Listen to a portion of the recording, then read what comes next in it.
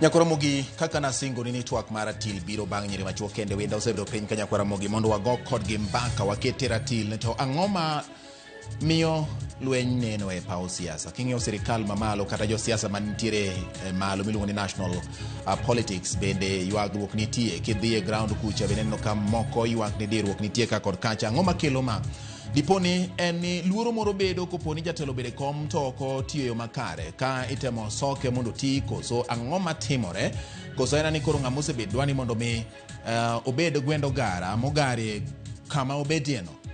Ang'o makelo ma to japiny to ni kanye e kinde ma ywaruok ki betie kech waseneno ka thoe wuok to joma ihinyo gin jopiny ma samoro yware rombe mag siasa moko koni gin ne gionge kod tudruok moro amora. Ramogi machiegni e twak mar Ratil ma kawuono amen mar siasa. Ang'o makelo an ka kod George Omamba ma en MCA ma North Kanyamkago kaachiel kod Edward Ooro ma en jatend kweth mathoth e od bura mar kaunti ma Migori. Nwabedo kodgi ka tarik 25 dwe mar adek higa mokalo. Kawuono wantie odiochieng' onogo bende nwalose weche motenore kod lwenje mag siasa. Ang'o momiyo chiegni higa achiel mangima gigi chak neno kendo pod odong' Ramogi higa achiel gi dweche madirom 5 kama to ji dhi e debe 2027.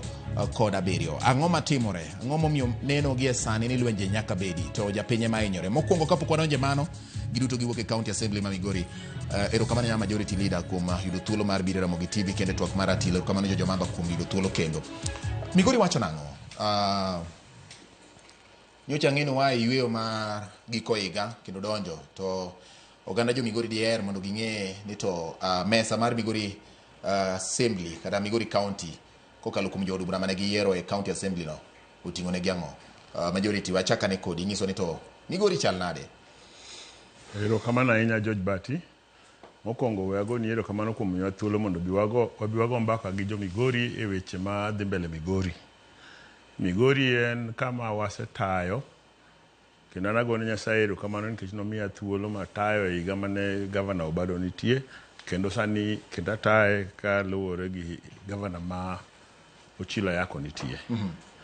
Migori ni opara kendo an gi geno ni bang' tam mag gavana ariyogi wabiro bedo gi Migori maber maloyo kaka nwayude. Okay. Erokamano nya chal nade Omamba Migori kama iwuoke? Bang' tam mar governors ariyogi wabiro bedo gi Migori ma perfect. Mano wach mopong' miluogo yo from majority leader. Matiende ni kamubede ni he confirms ni okwan maber ahinya so far.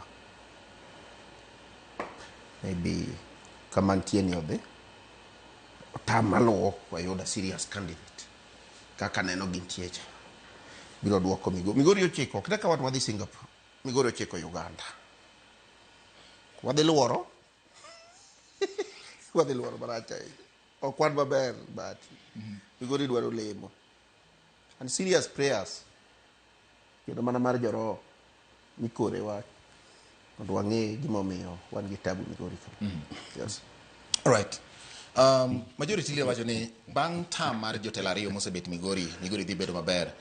Omamba koni onyalo bedo maber to luoro nitie ma jomoko yud negi glucose kata glucose dipo ka ondulore piny e yo. Ok ang'e ni mane gima majority nyaka gi sani king'iyo rate kaka osetayoru kaka weche osedhi both assembly gi executive tudruok gi winjruok manyalo kelo ber nikech nitiere thoth chike miloso e assembly mamiyo executive tiyo manyalo chopo ne jopiny. Diponi gik mayware gi gin ywaruok maluwore kod chike ma un wegi mowinjo bed ni ukalo koso ang'o matimore?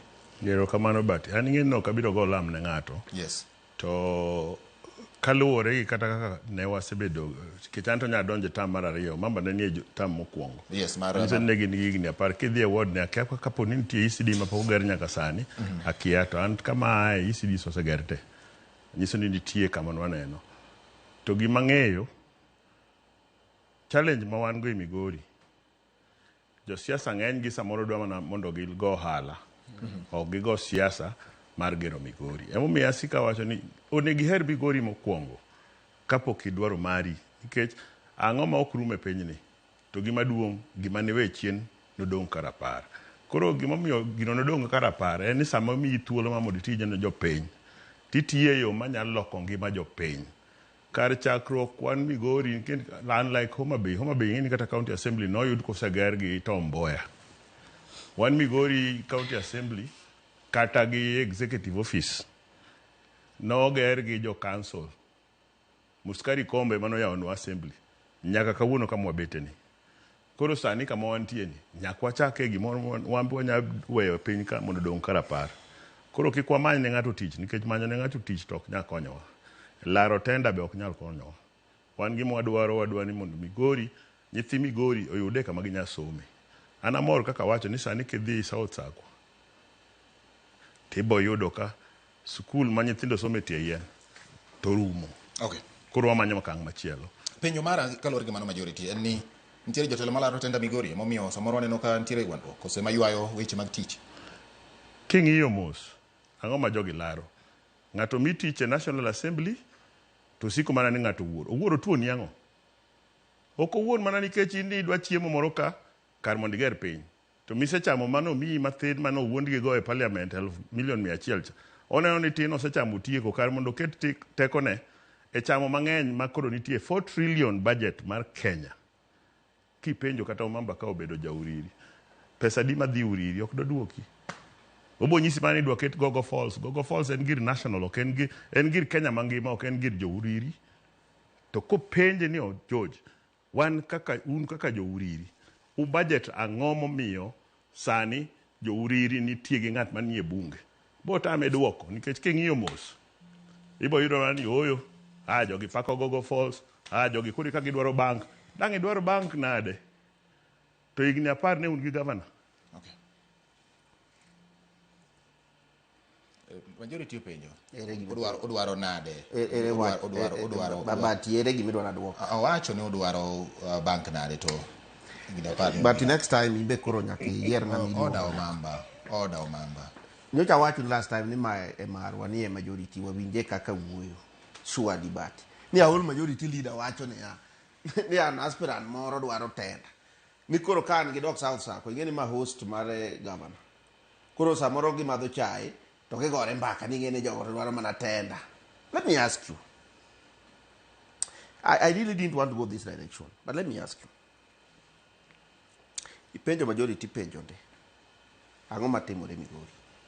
En orengo dhe koni 4 trillion ma national Omamba nokoni kia Gogo Falls.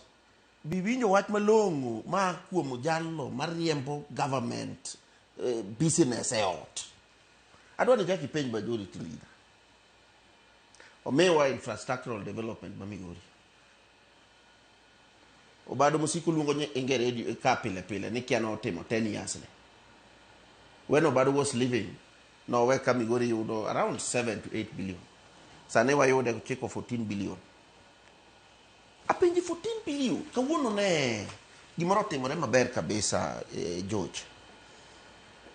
Kawuono ne kwenitie kama ne wantie Arambe mawasi bete. Kene ne giluoro PS. Ne kwenitie maber kabisa. To one of the members of parliament kuchungo to kwano gik motimo kama ae. Mano Mheshimiwa Masara. So MP Mauriri be kuchungo to koni oyo kwadwaro. Ng'ato wacha ni ma. MCA wa moro wuoyo matek kabisa mokoni gini onge koko madhi bedo ng'ato biro chung gimosetim.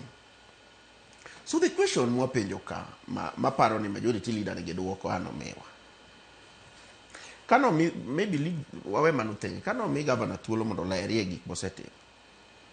Ingino wacho ni gige no wagero ni wasechielo choma wasimbete.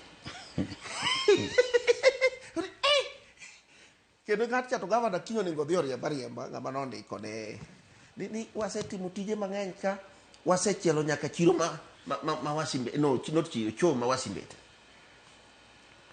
We are talking about 7.something billion. Okno biro kato majority kono wamnanea. Maa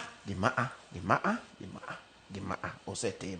To every time ipenjo ni to dwa mano compare governor masani gi mano osetiyo. Ni kata undonge no time higa par. Ne okuket bank go. onge ng'ama kwayo the current government bank uriri. Issue en kania.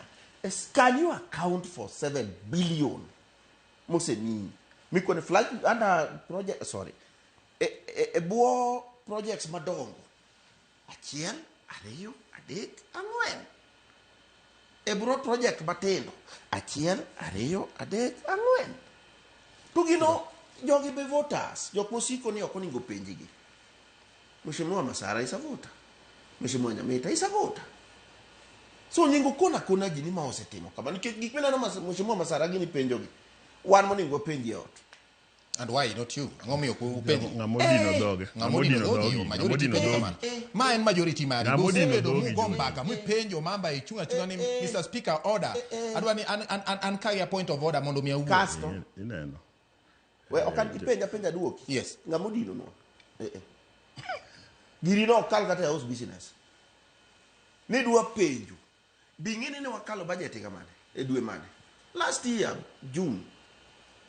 Saniko ka wadonge 2 months to end of financial year. Ki penjo no ni dua penjo, ni dua di penjo. It's a member of the house business committee. Okal. Kuno ngara chiel kum joma nego Migori.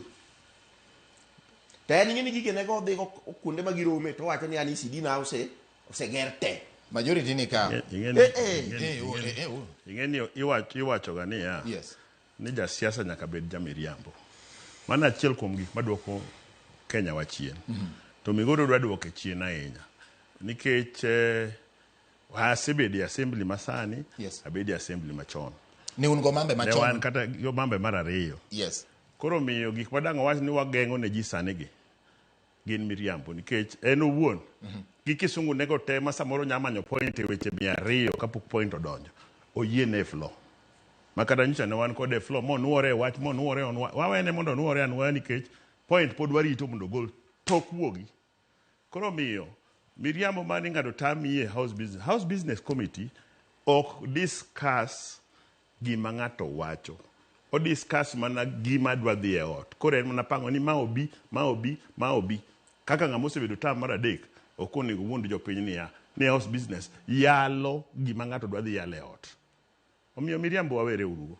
Mar ariyo kaka Migori kiwacho development nikech anto na atiyo tam mar ariyo ni abedo majority matin. Kendo dalo nano ema pani dongruok obede Migori nikech ka ng'iyo mos to kata en igni abich mano kuongo mokalo to kamwuono sama wuoyo kodi pod kidhi west gine north Kenya mkago ibo yudo ka pod gidwa goro ECD. Iwora ng'ane timore. Nyithindo pod inyayo ni somo e tie yien. Nyiso ni nitie kaka ne waketo makoro wanyalo go mbaka mondo Migori otimre nade odongre. To gima duong' manokelo ka en yalo ni to ji larango.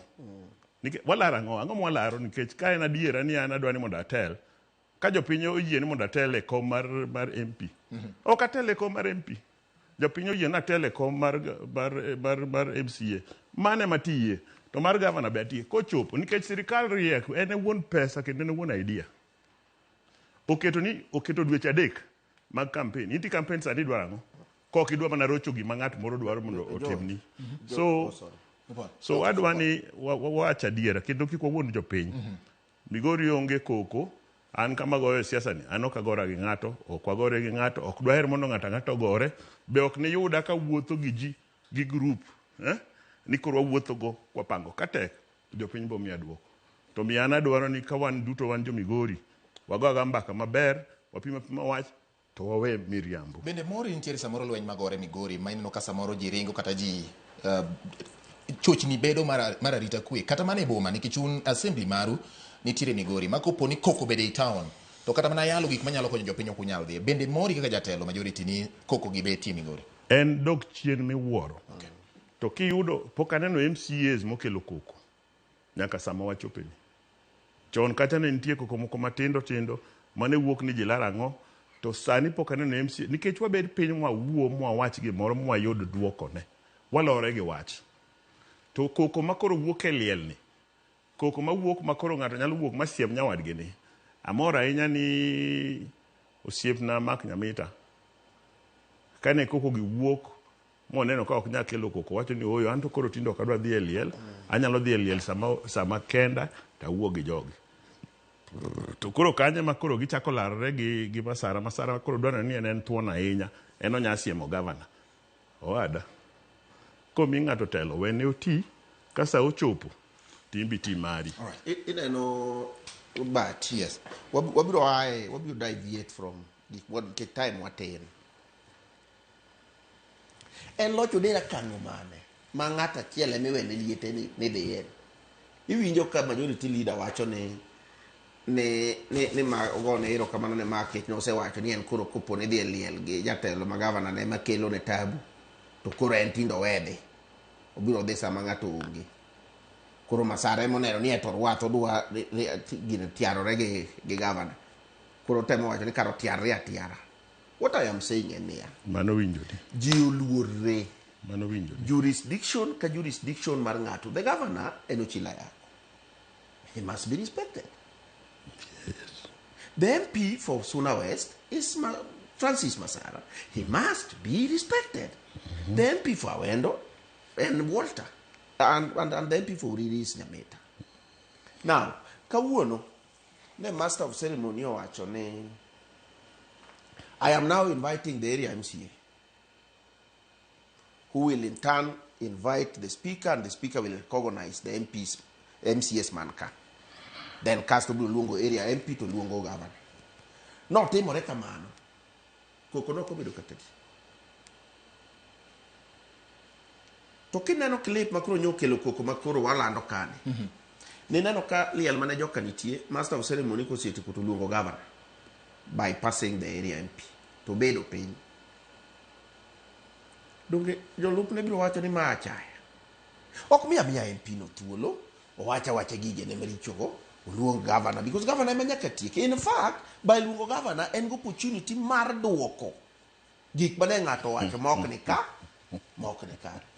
Kana iko joga na ariyo dala. May God rest their soul in peace. Governor came, and he came very early. He sat.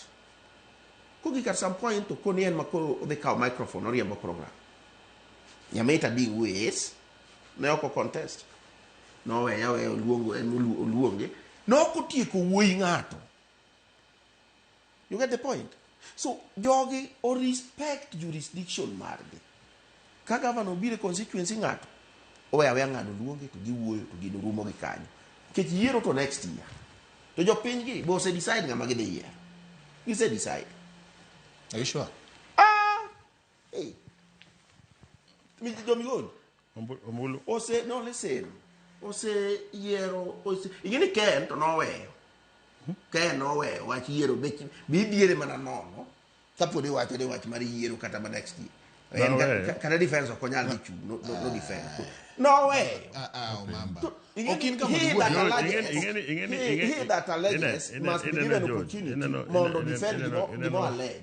Allege and that's why I'm saying you need to onge the watch on there. Onge we wait. Koro me time on the rest of No, I mean really. Ken majority leader. Ani okabiwe no interrupt. Kata ambe okabiye kawuono. Magi mane timo chiengcha okabiye ni kawuono. Adwa ni wawinjre uru. Nika kidwa wacho gik moko. Ken no se weyo constitution. Nawe nade. Initiye word man. Machando your word. Ok baby mako na dhoge gik wawacho. Omamba we Miriambo. Ineno kido ma Miriambo. I want to justify. Ingeni Omamba. No. Kamano mondo wadhi. Ingeni ya. Mane gima na understand. Majority kawuna dagi nikech ineno. Order majority oda mambo. Mondo wabed gi constructive. So the rest of wabed gi constructive engagement. Yes. Wabed gi constructive engagement. Majority leader mislead. Mislead who? Iwinjo. Nikech samo wacho ere mochwanya nyagol.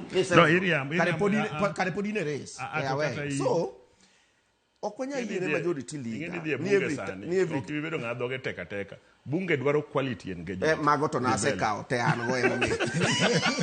Okay, wala. Iwacho gimoro man gi point. Mai kako timowa e bunge. Koro mado yie koro kata kawuna wuoe. So, George. You were everywhere. Dogging and Makataka. But he didn't protect her from. I won't talk or Kabi. Karemananga no be there. You my challenge, my master, and no phone, and your mama no to kicking you in the no, it's okay. Lap to my MP, Midabed. Okay, Kata you know you police. Kata you know police. No, but it's going to mislead us. It's okay. Majority Gomamba. No, doge we Japin mano yiero jotelo ma Migori. Ni dwaro duoko. Yes. Nyaka karango ma chandruok ni nyalo betie. Nyaka karango ma sama koko bedo to ohala margi dhi kethore. Nyaka karango ma sama koko bedo to nyithindo dhi hinyore. Mondo ka ji orieyo kama koro itae dongruok miwacho ma uduto yiero ni ujo bed ni dongruok eming'iye agenda maduong'. To dongruok bedo ni ng'ama ngima ok ng'ama samoro. George waduoki. Nyocha waneliel. Gi angoma kelo koko Migori. Nyocha waneliel. One of our colleagues, Matthew Oma Bay County, nyocha men yoto. Koro wadua chunge, ta anadhi di chunge liel moro machielo dala, wan nyaka gi FCPM badi. Wabedo. Mheshimiwa Masaro biro owuok, Mheshimiwa Gavana obiro bedo mamesa rumo. Moso rekode owuok. Kora kwa rusa. Ne wan gi Mheshimiwa Elizabeth Ochae ma votane. Koro wawuok mondo dropa mondo dhi. Binge ni gari no. Ng'ato wuoka and is in the video here. Mo yecha lao Mheshimiwa Elizabeth Ochae no cha Gavana. No, code. No, you are not the interviewer, so keep quiet. No, you have to keep quiet. No, keep quiet. We are not going to allow you to mislead people. No, we'll stop. No, but you must stop. No, you must stop it. Otherwise, we are not going majority. No, it's okay. Open your majority. No, you must be disciplined. You give me time to respond. No, listen. No, listen. So you must listen. Okay. Kibiro kage formed opinion. Time biro Kiki na defend Order biro kage paro mar majority. Omamba. Moko jaltia. This is my junior. This is my colleague junior. I must be respectful. Order Omamba. Ingeno be die mar majority leader bi okonya Omamba. So respect. What animal? What kama mondo jopiny kik winj gik watimo. So listen. I can defend the governor. No, then listen. Koro kiki expect need listen. Kibiro ka defend na very go. Wacha. We will handle you. Kiki bedi this. No, we will handle you. Majority. Kwani yeto. You are my colleague junior. Otherwise, I know you get to kumani ya chupe mabele. Alo ifatini ketana rio na machubuka. Into babu we muko. Order. Yo ping dwa ng'eyo. Ebo dwa tama. Onge tamo ng'ato ka anema manage gidi. Yo ping dwa ng'eyo. Ni nyaka kama kuro ji chopeni. Chandruok bedo kanya nikech kwa bedo gi back and forth mang'eny. Ma endi bro. George, abro kuma ne ng'ada. Kendo ko kadoket, I will stop this interview. Kwa alien. To Honorable Elizabeth Ochae, a woman. Eyecho lawe. Tiar. And I saw. Then I couldn't stop. Wadhiye gari waka. Kwa donje gari. And the videos are there. Tachiel kuom nyiri manobiro. We normally see a Sakomar governor. Kao kidi. Togogo gari ni tap dere. Kowacho ni mama ni cha governor. Mama ni to vote mare. Nyakono ingi picha ni report ko police. Yes, I'm your number here. I have open number. George, I'm not going to stop. I am dropping somewhere. I am dropping somewhere. He will not interact with me. You do defending. So this guy look. I think he's not sober. Order, Omamba. Execute your point. So more go gari ni more. So my question is, can it be a difference in your telo mamalu? Ere kaka a member of county assembly donje manyaka gache go. Up to now, manu votane. O majority leader ma take care of our welfare. We went, we reported, and the police is handling that. Of course, when I reach out on him, he said the best thing to do is to report that. Nongisi kamano. We reported. Right. So, that same day, Neniti chaos a CBD ma Migori for close to 3-4 hours. Mio moro mane chungo manomena, madang yude ohala moro dhi ng'iewo go mogo, ok nyal dhi mbele. Machunga moro ma ng'ato uso jangwari, mana mating'o ng'ato, ok nyal dhi mbele. Matho dhi owuoki. Do we really need to die? That is the question. That is the question we ask. That is what we are That's why asking. we are asking this, Omamba. Must people die mondo people get elected? That is what we are And asking. you are the And let elected me ask you, leaders. as I finish that case, Yes. why is it always either Honorable Mark Jamenta with the governor or Honorable Masara with the governor? You get the point? And samoro chandruok ni wuok kane gigi otimore awendo ni neno gik otimore. Kane Mheshimiwa Masara odhi lima wendo ni neno gik otimore. Kane Mheshimiwa Nyamita odhi e pap ka igo opira ni neno gik otimore. Dunge samoro bende wanyalo weya ni ya. Ng'ato ka ng'ato, because of expression freedom of speech and of expression. Wacha mari no. Okay. Ng'ane wach mare, jogi rom jogo koro decide. All right. Masai kill Ken. Ingeni erokamano, ingeni kaka nene an, ingeni kama chunge, an achung kama neutral. Jogi tegi nosiepena. Tasemanyo, ma yudo ni tuo joma gombo kom mar governor ni. Eni mondo gimien governor Ochilo gi chilo mar lweny. Ema chando gi lam magigoyo nyaka nene mondo ginyis ni ng'ani en jalweny, en jakoko. Mane gima chando gi. Konyo japiny gang'o. Mondo migine mondo yiergi. To adwa penjo ni kose yiergi gin ga agenda mane. Ang'ama moni usa agenda ni, weri gi wach lweny mondo mi imbe wach nikech lweny to kinya dhi ni dhi gori kendi. Inyalo dhi kiting'ori gi ji to kiromo tiromo gi ji. Mana kia. To ang'ama moni wuotha e jopiny ti usa wach ni ti wuogi kaponi in ga agenda. Nyiso ni nitie kaka idwa nyis ni ng'acha jalweny mondo mi koro omaye max. Mane tuo ma wan go. An akwayo jothurwa ma Migori. Yes. Jogi owe tiyo kodwa. Kendi neno gi ka giwuotho ng'ato ting'o Probox 20, George to pok anenigo. Iting'o ji 20. An ok awuoth gi ji be ok abi wuotho gi ng'ato noluwo toka. Ok abi wuotho gi ng'ato noluwo toka. Kadonja wuotho ng'ato di kata kadhi e liel. Kata kadhi kamoro nikech ka jok madhi kanyo go te noyiera. Ma wuotho gi tonga. To kido no ibo neno gi jogi te. Mondo mi ginyisre ni gin gi thuondi ahinya. Mane makwayo jo Migori. Were uru gi wuotho gi ji kidhi e liel kata kidhi e function moro dhi kendi ng'ata achiel. Onge gimi ting'ore nego gi ji. Onge gimi wuotho ne gi ji. Mondo oneni ni kori thuon ahinya. Thuon ni onego bed ni thuon mane wach miwacho. Kanyo to joji teme. Ithuon e wach miwacho. Kendi thuon e kaka ichung' e pachi. To kithuon ni in gi ngufu ahinya ni kori lach. Mano tuo ma tuo Migori monego bed ni wa make sure ni waweyo. Wabed ni wanyalo wacho pachwa e yo maber mokwagore. To bende kik wabed ni ni ka Omamba no ogo gi ng'ato. To manyo ni jatelo cha momiyo ni ng'acha nyaka bed ni ema nogoye. Ng'amo goyi no kawo chik itere mondo timre nade o face the law. Nikech gin gi yore mag wuondo jopiny mondo bi jopiny olal ne opara. Adwa nyisi ni Migori wan gi shida. Nikech Migori wan mabor. Kama wane mabor ni wan kanyo modwa retire. Mago be gik monomiyo wadonje siasa. Wadwa ni mondo kanyo bede maber boko retire to yudo ko ngima maber. To kidhi kanyo iyudo ka nitie dondi moko mang'eny gidok chien mang'eny mathiro jopiny. All right. So I agree with the majority leader on one aspect. Nyaka nwa chak wuoyo. Yes. Nitie mana koro kama agree kod Edi. Koso nikech wacho ni ndu kuno poko yudi. Of course. Nyaka doe matin nikech of course. Yes. Ka ng'ato tho ka ng'ato. Ang'o madwaro ne lori adek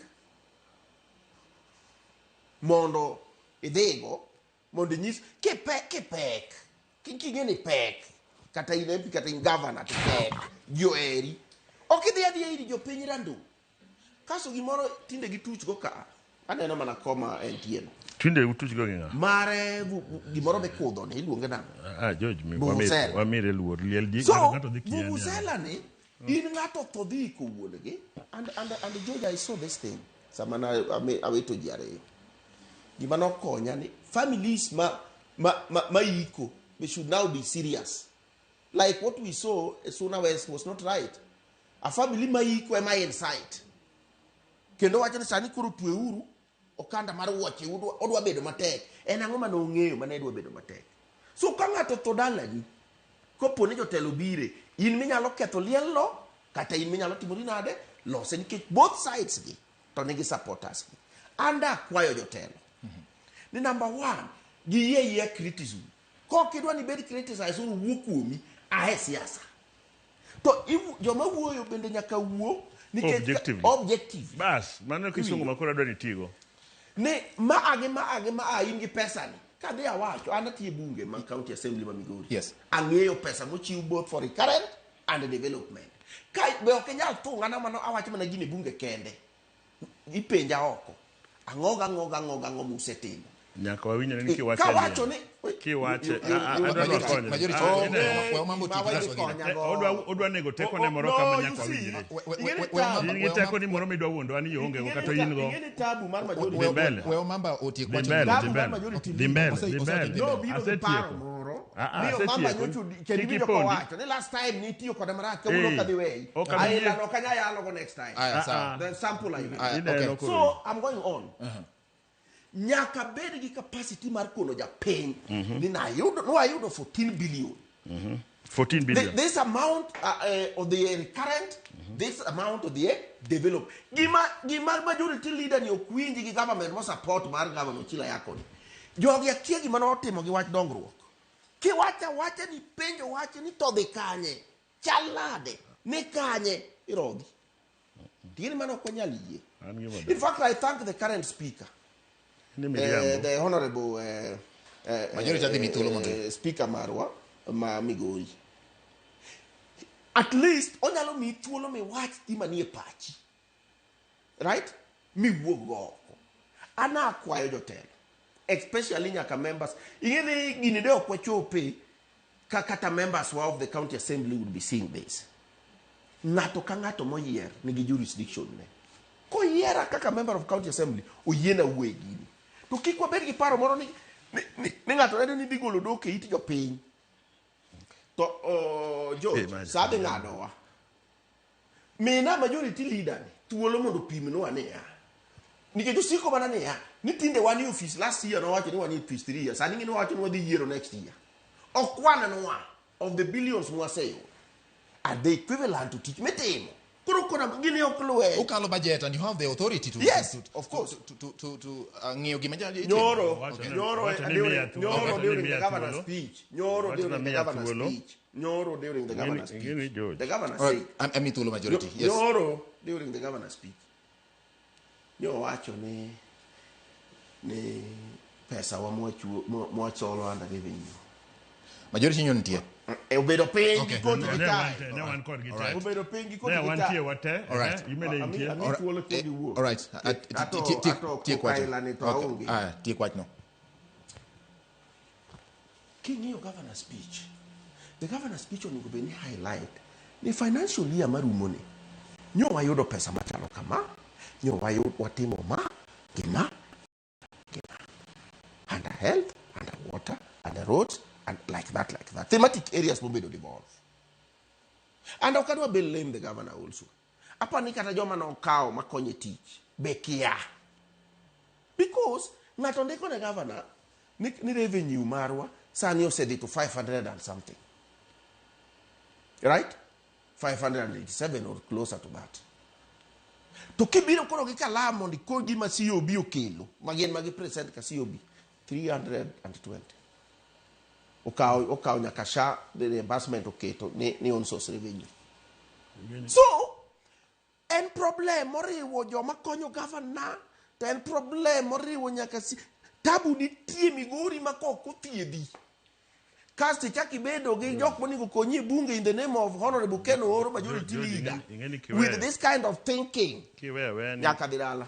Kiwe ngat imanyo point.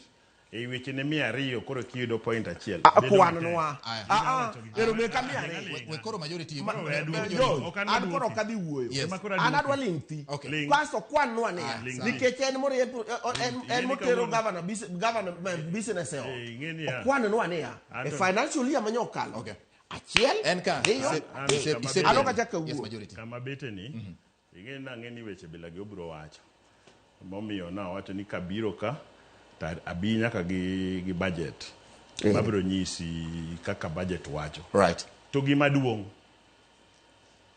wach mar wuoya nikech koro migi thuolo e microphone onego wawe an gi budget ka na tingo ing'e ni onge gima pando kawuono George Bati nyalo ng'eyo ibo yudo ni nitie nyaka projects ma idhi los award ne ma ene mano propose kendo alinga kendo ino alinga dongan makora wuoyo so no take us through this document one by one. I'm just telling you right kawuono gino timore maber atingo ni budget majority dhi mbele atingo ni budget mondo ing'e ni ya mae kako pang tich e gik mosebedo ka timore makata en kaka ka en North Kanyamkago onyalo wacho ni gigo timre kata ok timre gigo en owuon no wacho ni mondo gitimre kendo nopango ge budget koso nokopango gi tiende ni kamwa beteni wabeduru joma wacho adiera wabeduru joma kadwa ni mondo wager kik wawach wadwaro kura mar jopiny gi miriambo wadwaro kura mar jopiny gadiera kamwa beteni headquarter mar Migori County igero sani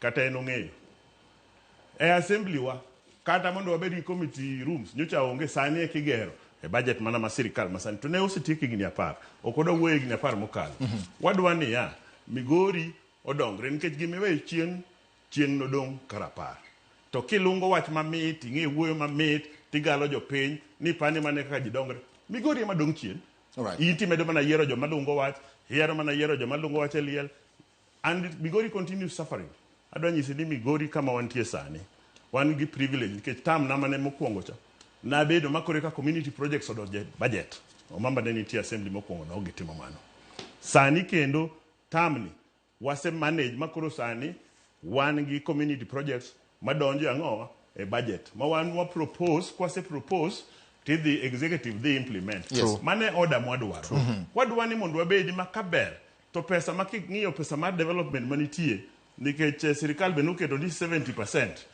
ni en recurrent ni operations and maintenance to personnel emolument hiyo ni koro 30% modong wabed piny gi governor wanyis governor ni governor iwinjo pesa ni en billion adek wadwaro ni ke billion adek ni wan wawegi kaka wards mopogore wawinjire uni hoyo 1.5 kata 800 million opoge wards gi equitably mondo dongruok omul kona ka kona mar piny mane kama wantie sani mane kama wadwan mondo wadhiye to kwa bedo ni wan wadwa ng'ang'ni gi wach wadwa laro pesa wadwa wuoyo marach kuom ng'ato ni mondo ka siasa timre to pod Migori bodok chien wabo bedo gi governors mang'eny wabo bedo gi ji mang'eny to gima bo hinyowa kaka oganda en mana dongruok madok chien kinono mos nyocha ne an kata assembly naneno ka jo Kanyamita okete e social media kawacho ni wanyalo pimo what do you mean jo Kanyamita yapimo ni apima so no you are a leader you don't talk carelessly jo Kanyamita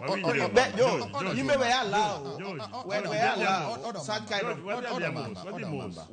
apima gi na keto kawacho ni ya ni wan wawuothe siptande mag Migori no dhi oket level 4 te to onge gima gin go kata chiel to dhi oket gi sirikal manokalo ni gin level 4 te kose get level 4 ginyal meet koro audit report ka biro to level 4 ni ok pimre koro imiyo report ni ya ni kanyo ji to tich onge koro ido ka committee ma sipia ke ma report ni kata ni staff levels ni piny gima ne obedo nego beni health committee ma timo nade ema kelo ni jo health department onego bed ni ya nyiso challenges magin go ne committee ni mondo committee ni okele assembly mondo samitimo budget otim budget kalore ga ngo ungeo mano majority ungeo nini tiere chandruok e siptende go kaka assembly ango mosetimo kata nani ami thuolo majority onego bed ni wabedo gi paro nikech ineno assembly wan ji 60 kata 59 oversight itimo gi committee oversight ok nyatim gana individual oversight onego bed ni ngato realize ni en gi responsibility mar represent the same department e assembly kendo en gi responsibility mar oversight that department kosemiye tools monyalo deliver go. Okay, nyalo oversight ngama onge tools. So George, right. So one kaka assembly committees sanini commitment mamondo be engage departments. Mondo me departments gi challenges gigin mane. Mondo challenges ko biro. To wabedo able to look at ni ere kaka nyalo tim mondo inform kata budget. Most of the time, yes, and up to where we are today, the budget is informed by I don't know what other sectors. And you're the one making that project, budget. Because we have a challenge with also capacity in that assembly. We have a challenge with capacity. They are members of the assembly. You continue fighting individual fights. Idwala oni ni dobe majority ila roni ngani okonyo go bedu nyaka assembly makoro jopinye mano lweny mwasego nyaka kawuono. George, yes, when to the extent of the capacity, so I agree with him. Wane bunge mane uketa jino bedie. I'm telling you. Mako gik samoro gik chaos moko nikech gin anyway, let me not discuss my colleagues. Right. Let me go back here. I'm going to meeting Elwitini. Budget. I'm talking to you, George. And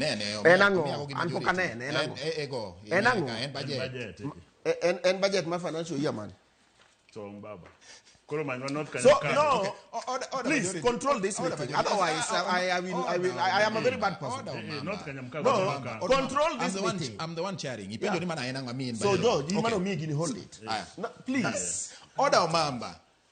George, are you going to manage this interview? So can you hold this budget? You are given to it. Okay. So Mano budget, my financial year 2025, 2026.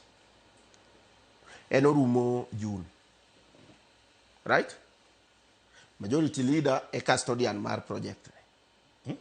And a custodian mar gini. And mo kele nyakeot. Kamine no beden. Emo mi en nyaka gi kopi. Adwa penji ka budget ni no mi. Mondi ko nani out of this budget. Nikech gimwa majority leader wacho ka gin projects moko miluongo ni community projects. George Omamba majority leader siemo ni. Don't chima no kete mesa. Okay. When it was stable. When was it 16th, stable? 12th, 2025. Dongo jopindwa winjo. Okay. Dwe mara tarika paka uchelu mara paka yokanero gi 25. Mano uketo emanu mano supplementary nyoro bwana. Budget no go the budget ne inyo ni mai mara tiyo gi jomo understand. Okay. Budget ne wakalo 30th June. 2025. Right? Gimotangu nino is supplementary. It is true. Mar budget man waseka. Okay, watieki. Supplementary no, there are more. Watieki. No. Okay, watieki. Omamba watieki. No, my give a pindu winjo George. No.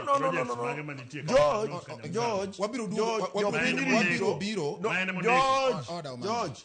Your pindu to come in and wabedeni. Duarito. Mondo winjinea. Ne watimo, just give me 1 minute. Just a minute. Just give me 1 minute. I'm not going to give you.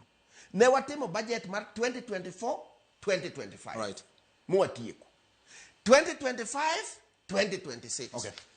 In fact, budget ne wachako ka governor donjo 2022, 2023.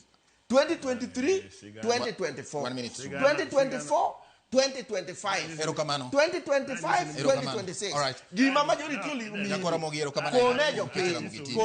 Wabiro luongo Omamba in kaachiel kod majority gi MCS mamoko mag Migori mondo wago mbaka e wach mar budget maru ma Migori achiel kaachiel kawuono wang'eyo ni ang'o makelo koko to wach ni nitiere nyaka gwenyruok e paro kuom jotelo magin ja assembly kamu bede to ularo lemo binge gima kele jo budget mitimo ma ok bed implement maratil watiek gi kanyo nyinge George Batilo George Omamba kaachiel kod majority leader Edward Ooro oriti masani Apeje George in